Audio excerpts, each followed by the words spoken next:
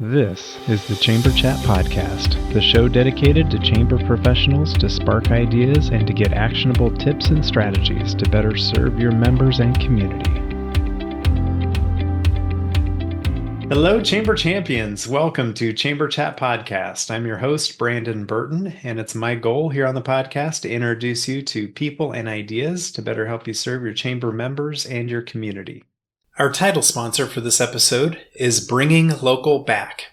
Remember when your community could turn to a local TV station or newspaper for the latest updates and affordable ads? Those days may be fading, but the need for local connection remains.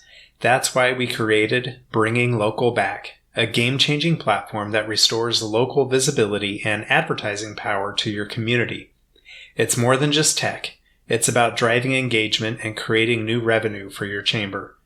Ready to see the future? Visit bringinglocalback.com to schedule your demo today. This is the future of local commerce. Our guest for this episode is Jason Mock. Jason is a dynamic and visionary leader committed to fostering strong connections between businesses and communities. As president and CEO of the Greater Dalton Chamber, he works to drive economic growth, advocate for businesses, and create a thriving future for the region. His leadership extends beyond Georgia with a proven track record in chamber and community development. Before leading the Greater Dalton Chamber, Jason served as president and CEO of the San Marcos Area Chamber of Commerce in Texas and as the director of small business services for the Forsyth Chamber of Commerce in Georgia. Jason is deeply engaged in regional and state leadership. He serves on the board of Thrive Regional Partnership and the Georgia Chamber of Commerce. He is a member of the Hub Chamber Council, a key policy group of metropolitan chamber leaders across Georgia, and serves on the ALI Alumni Advisory Committee for the Appalachian Regional Commission. His career began in politics, studying political science at the University of West Georgia and working with former Congressman Lynn Westmoreland, and later served as political director of former Georgia Secretary of State Karen Handel, and played a role in the 2008 Republican National Convention and John McCain's presidential campaign. Committed to professional excellence, Jason earned his IOM certificate in nonprofit management from the U.S. Chamber of Commerce Institute in 2016. Jason, I'm excited to have you with us today here on Chamber Chat Podcast. I'd love to give you an opportunity to say hello to all the Chamber champions who are out there listening and to share something interesting about yourself so we can all get to know you a little better.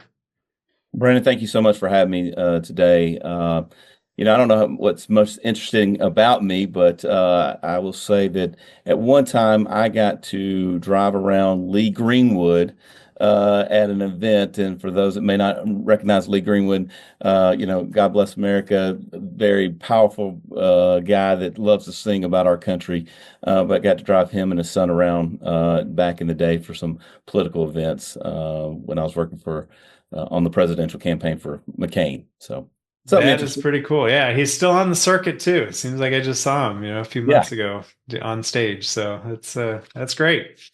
Very interesting. I like asking that question because we learn these fun tidbits about people.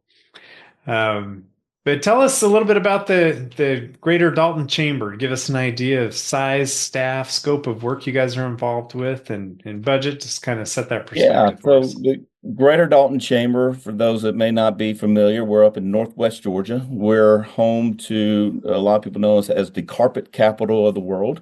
Now we like to say we're the flooring capital of the world, just because we're carpet and hard surfaces, as well as AstroTurf. In fact, if you watch the national championship football game that was hosted in Atlanta, Georgia this year, that turf was made right here in Dalton, Georgia. So kind of unique and special about that. But our community is a manufacturing community, but it is one of entrepreneurs.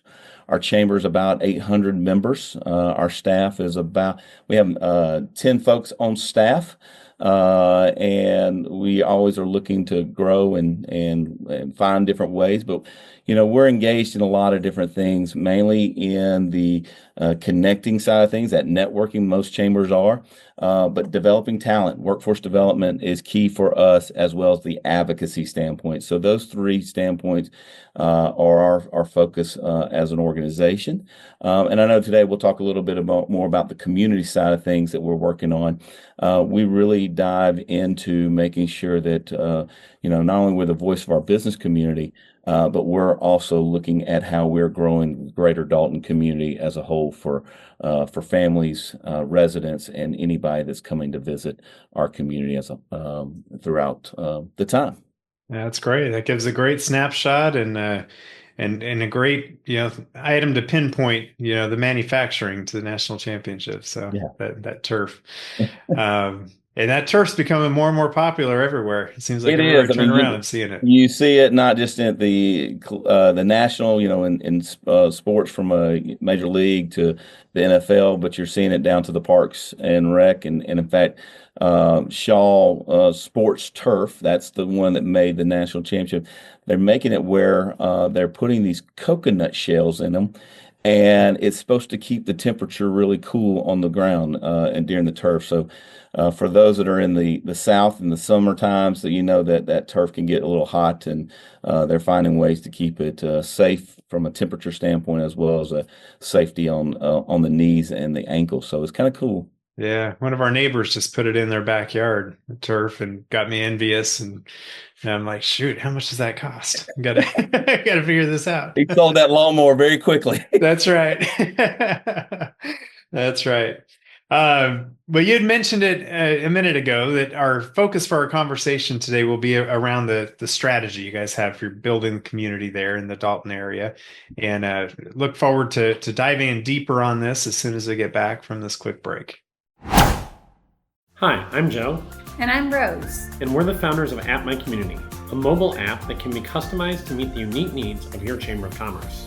When we started At My Community, we envisioned a tool that would help communities thrive by simplifying communication and enhancing engagement. Chambers of Commerce face unique challenges, and we're here to help you tackle them. At My Community helps the Evergreen Area Chamber of Commerce to create an app that keeps tourists informed even when their office is closed. They provide 24/7 access to local business information, which helps support the local economy and community engagement.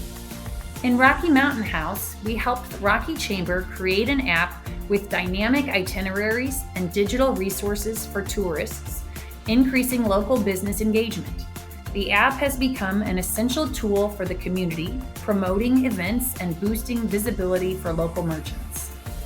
Today, we empower more than 200 chambers of commerce, campgrounds, and RV resorts to streamline communication, informing members about events, sharing business updates, and providing a digital hub for the community, all in one convenient app. When you partner with At My Community, our team works closely with you to create an app that meets your chamber's unique needs. As your community grows, our app evolves with you. We are here to ensure you engage effectively with your members and streamline your operations. Schedule a demo today at atmycommunity.com. We can't wait to meet you.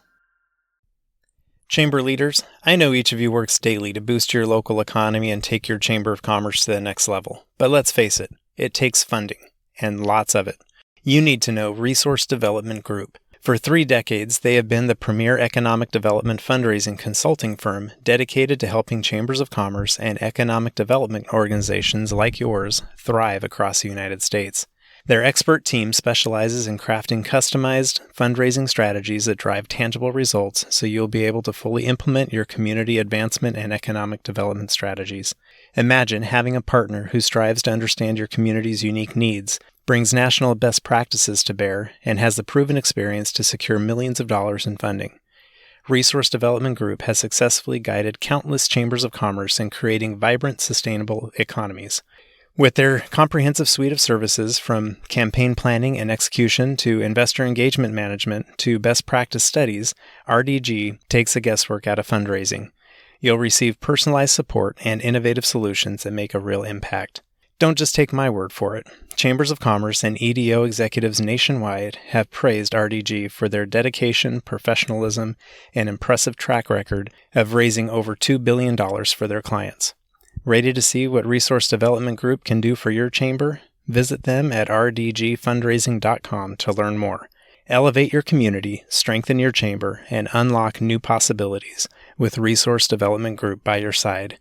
They build organizations that build communities. All right, Jason, we're back. As I mentioned before the break, we're talking your community strategy today.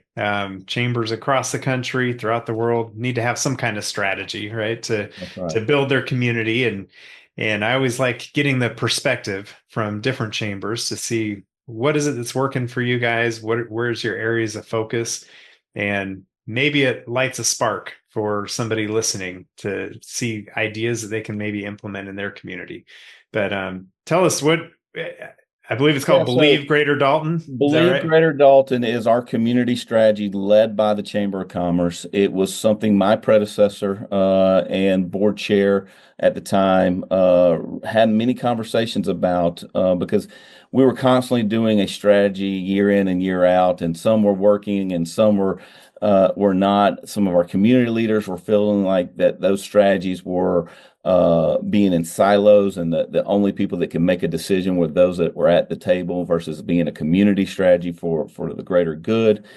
And so over time, Believe Greater Dalton came to life in 2018. And it became a 5-year strategy to look at our community. And we really dove deep into what our community needs, what our community needs to focus on for the future. We brought in a consultant to help us with this process. We interviewed community leaders, chamber businesses, elected officials. We held focus groups. We did surveys. We did it all to kind of figure out what are the top issues that are facing our community. And we came up with 6 areas of focus that we wanted to focus on in those first 5 years. And then we went out and raised those dollars once we knew those focus points. First year, we raised a little over $1 million in that process to focus on 6 areas like I talked about. And those areas were education, housing, downtown, entrepreneurship, community pride, and economic development. And each of those we broke them down into more of like objectives inside the education model. A lot of folks right now across the country are talking about 3rd grade reading. And from a business community standpoint, it is very important that we look at 3rd grade reading.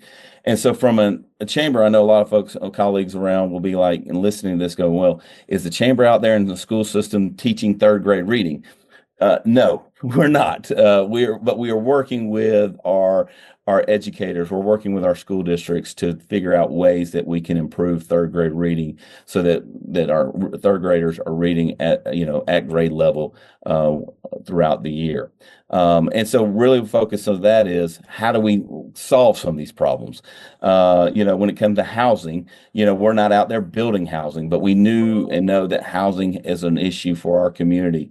I'll back us up a little bit in 08 and 09 when the housing crisis took place. It really hit Greater Dalton because of our industry. We were pretty much a one-horse town at the time. And so developers backed away. And so we really knew that we needed to have a focus to look at housing at all aspects, from the workforce housing all the way up to the executive housing. And so when we launched this in 2018, we did a housing study, which we produced with a group. But that housing study allowed for developers in our community to have almost a roadmap that they could go to business or go to the banks, they could go to developers and go to investors and find a pathway to build housing. And we've started to see our housing stock to change in the sense of we started to see additional workforce housing. We started to see more mid-level executive housing. We haven't solved the problem, but we are working to fill those gaps, and we'll continue to do that. So really the true focus was in the first 6 years, we're flying the plane and building the plane at the same time. And so a lot of studies were done, a lot of looks at how we can improve our community. And so we were putting dollars into those areas that we felt would move the needle. And then fast forward, we said, you know what, this is something that we really truly need for generations to come. We don't need this to be a one-year plan. And so Believe Greater Dalton 2.0 came about. And so we have additional 5 years where we went out and did the same process again, but came up with some new strategies to look at. So after that, the 5 years, what kind of strategies did you see in the second evolution of it? Yeah, some were the same. Housing still stayed at the top. I mean, when we talked to our investors, when we talked to community leaders, they still talked about, hey, we're making progress, but we still haven't, we still are not at the finish line from a housing standpoint. So housing and education stayed at the top of those two lists. But what changed a little bit was we weren't focusing on just on downtown. We said we got to focus on our community as a whole. We got to focus on revitalization as a whole Greater Dalton ecosystem, and so we started to tackle different projects and different things, and a lot of this is public-private partnerships. I'll give you an example of one where the city came to us and they wanted to do, and this was in the first year, but they wanted to do some downtown improvements of some streetscapes. They were able to get a grant to help with this, but they needed some additional dollars to cover the streetscapes. And so they came to us and they asked for some funding. And so between the city, the grant, Believe Greater Dalton, as well as our Downtown Development Authority, we all chipped in some money into this to allow for this project to happen. It's being constructed right now. It's a little bit of a mess, but we know it by the end of this year, that streetscape is going to be tied in to allow those businesses along that corridor to be more successful, to have better parking for their interest, to have better walkability for their customers. At the end of the day, it's going to be a game changer for that area, but it's going to be a game changer for our community because hopefully it's attracting more businesses to that corridor so that more can grow and more can be successful. Right. So as you talked about, education and housing still stayed on that list. You guys are moving the needle, but the problem's not solved yet. And it makes me picture, a world where all the community problems are solved. And then what purpose does the chamber have, right? That's right. You got to have some job security there, right? Hopefully so. I'll say we got a lot of work. I mean, we're blessed to live in a great community. We got a great industries that call Greater Dalton home, but there's a lot of things that we want to improve on. We're always trying to cross that finish line. I always say that in our world, the finish line is always moving. That goalpost is always moving. When we think we've accomplished and got a good product, we go, ooh, we need to tweak it here, or something else comes about. So there's always job security and making sure that our communities are successful. Absolutely. And that was my point. That goal line keeps moving, and there's always going to be, things to focus on, and some of the things will stay on that list for some time until you can really find a positive solution. But seeing that these are issues in almost every community, it seems like I don't think anybody's found that silver bullet just yet, but they're all working towards good things and innovative ideas that'll come out of it too.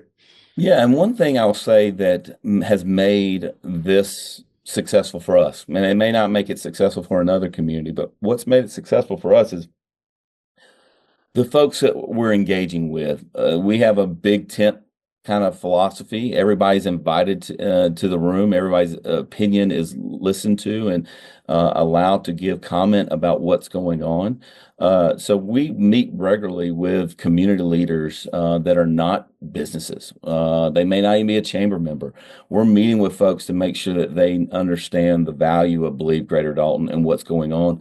But we're also there to listen to what their input, because we know this is a community strategy. It's led by the chamber, but it's a community strategy that we want our community to buy into. And so If it's somebody that is retired and but lives in our community, is invested in our community, we want to hear from them. It's a single mom trying to raise two kids, we want to hear from them. If it's that business owner that has two employees, or that business owner that may have thousands of employees, we want to hear from them because this is their community just as much as it's our community. Yeah. So that leads right into the next question I had for you. So you had mentioned in 2018, when the strategy was first being built out, there was a lot of surveys and things going on. How has that evolved? You mentioned you wanted to hear from all these people. I imagine surveys are going out to members, the community at large. How is that being communicated? How are you gathering that information and We feedback? actually do a survey every year to our community, and it goes out. We blast it out as best we can. We get it on social media. We make videos about it. I'll say this: our community, our city limits is about inside city limits of Dalton. 53% are Hispanic. So we put the survey in English and in Spanish. We have our marketing materials in both English and Spanish. We have folks that are speaking about it at different events and Rotary clubs and civic groups. So we're out there, pounding the pavement for about 3 to 4 weeks. The survey's out there. And the main thing we're looking at is a net promoter score. Many chambers are starting to look at net promoter scores for their membership from their events. We look at it from our community as well, and so we're trying to improve our net promoter score throughout the years. We've climbed a little bit on some things. We've dropped a little bit on some things. So we're constantly working on that. The other thing we do with our survey is we poll and survey our high school students, our juniors and seniors get this survey. We want to hear from them. So we work very closely with our school districts, our superintendents, our principals to make sure that this survey is getting in the hands of our students so that they can give us feedback. One thing we want to do is, talking about the brain drain, we don't want those folks to leave our community. We're blessed that we have Dalton State College here in our community. We have a technical college here in our community. But we also want students to know that there are great jobs in our community. So we want to hear from our students what they think about Greater Dalton, because we know they're the future of our community. That idea, just alone and asking those high school juniors and seniors for their feedback, shows that, hey, the community cares about me, right? There's a place for me. If I want to build a career here, if I want to, grow my family here, there's a place for me, and I don't need to look somewhere else necessarily. I love What's that. amazing about this is going back to that net promoter score. Usually the net promoter scores of our students is higher than our net promoters of our adults of the community. So that's a great thing. I mean, when you look at it, the future is bright for us, but that they really believe in the place they live. They love the place they live, and that's cool. Yeah, that is cool. I've got a son that graduated last year and a daughter that's a junior this year, and I'm thinking, would she specifically fill out a survey? And I hope she would. Yeah, I hope that would give that boost of confidence of, the community cares about me and they want my feedback, what my opinion matters, especially as they get into that voting age and they get more involved civically. Like, we want them knowing that their voice matters. And going still with that same survey, we also we carve it out a little bit. We ask you if you are a mother or father or a parent or guardian with a student in our school system that has been in our school system currently or in the last 5 years. They then fill out a different or same survey, but they're filling out some additional questions about how they rank our schools. What is it that they like about our schools? What is it they may not like about our schools? We take that data, we meet with our superintendents, we meet with our school board representatives, and we talk to them about the information that they have. Some of the data at the last year's survey came back that we have two school systems. We have a city and a county district. That our county school system, their career and technical education was being called something in-house. Parents were calling it something else or didn't recognize that. So that change right there had a negative on what they were offering. But what the school says is, we're calling it A, they're thinking it's B. So we got to work on our language. We got to work on our communications. Fast forward to this year, those numbers were drastically improved because of the way that they changed how they communicated that with their parents. So just little things like that make a bigger difference for how we can solve problems around here. Yeah, some minor adjustments that are easy to make, and it's night and day difference. Yeah. So that's great. Have there been other examples like that of the feedback that you get from the surveys? Just I like those minor adjustments, because sometimes you see the feedback and you're like, oh, this is going to be a big undertaking. This is another 5 to 10 years to move this ship, and others are like, we can do that next month. Yeah, most of them, those little ones are great, like you talked about. A lot of the stuff we get are those bigger picture, ooh, this part of our community needs to be improved. I would love to see us have this type of retail store or this or that. But that right there just gives us feedback. And really and truly, it gives us, our elected officials, political cover. A lot of times, elected officials across the country are hesitant to make a decision, hesitant to make a move when it comes to growth or spending some dollars. But when you can come to them and say, the community as a whole has voted, has given their opinion that they want to see this improve, that's political cover that they can go back at a county commission meeting and a city council meeting and say, we've heard through our chamber, through this survey that's given out to the community, that this is an important issue to us. And therefore, we're going to step into that arena and help solve that, because now they have that political cover to do that. Yeah. Having data means everything, right? That's right. Having that information. I love it. Well, Jason, for a chamber listening who's wanting to take their organization, I'd even argue their community up to the next level, what kind of tips or action plans might you offer them to try to accomplish that goal? First of all, I would say get a group of leaders together to have that conversation. And this is where you're going to think big picture. What are the issues we're facing today? What are the issues we may be facing tomorrow?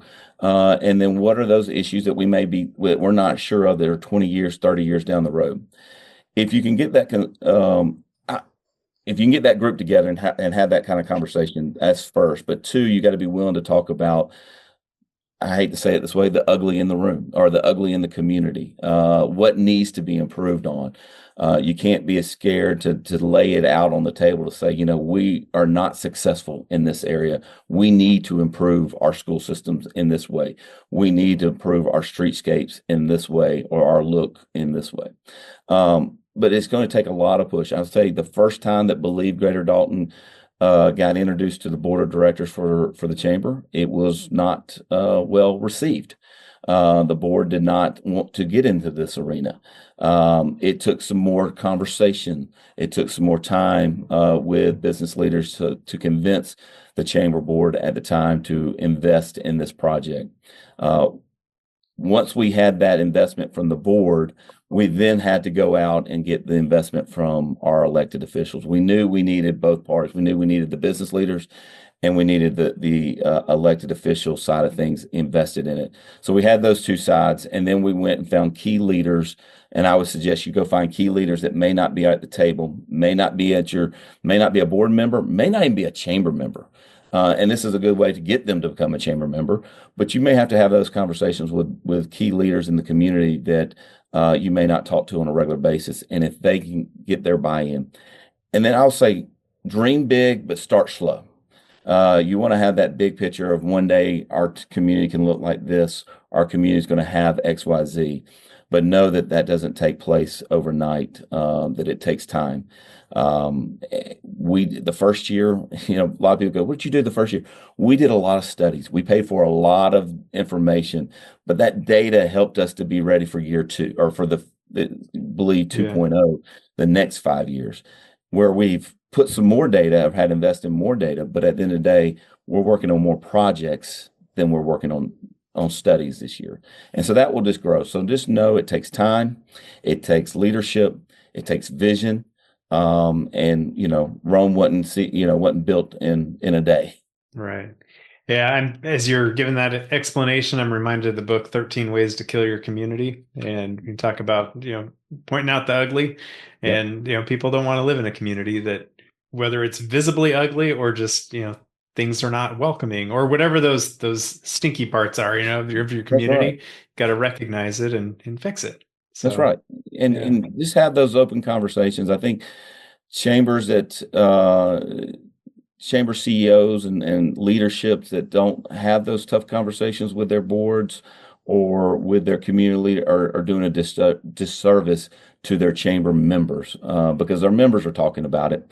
Our business community is talking about it at the water cooler or at the ball games with their kids or at church. They're talking about, oh, did you see the potholes that we came in on throughout this afternoon or whatever it may be. So we have to be open-minded to know that if they're talking about it, then we should be talking about it. Yeah, absolutely. Well, Jason, I'd like to ask everybody I have on the show, as we look to the future of chambers of commerce, how do you see the future of chambers and their purpose going forward? They're changing every day. I think the chamber of the past and the past is yesterday.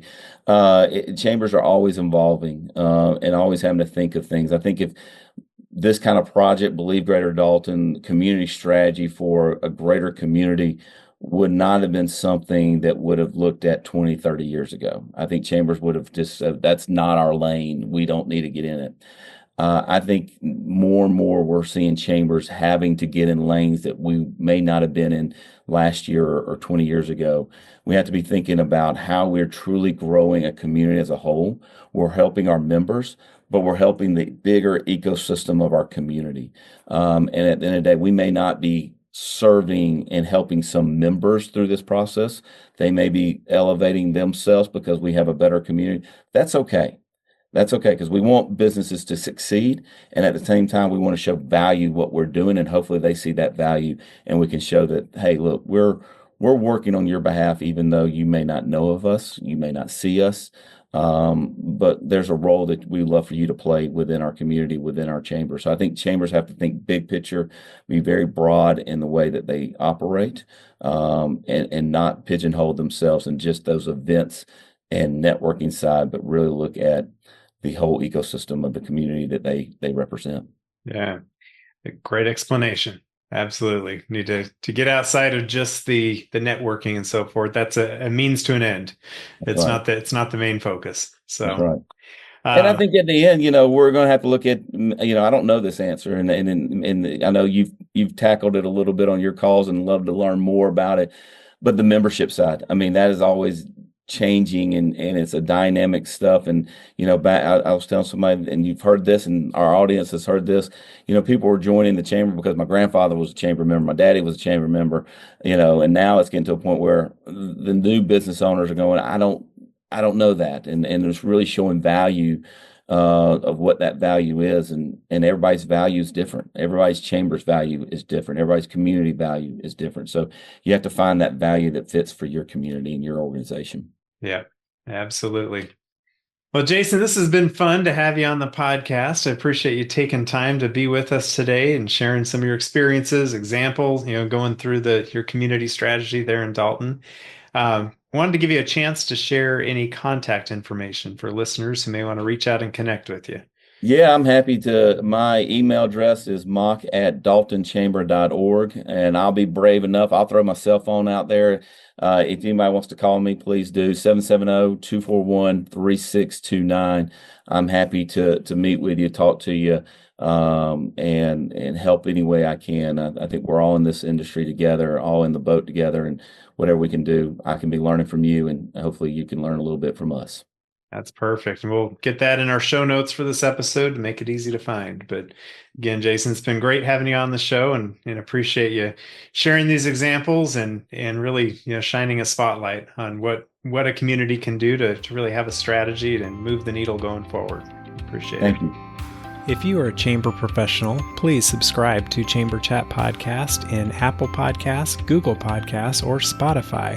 When you subscribe to Chamber Chat Podcast, new episodes will show up in your podcast app each week as they are released. If you're finding value in this podcast, please leave us a rating and a review in iTunes. But most importantly, please share Chamber Chat Podcast with your colleagues that are in the industry.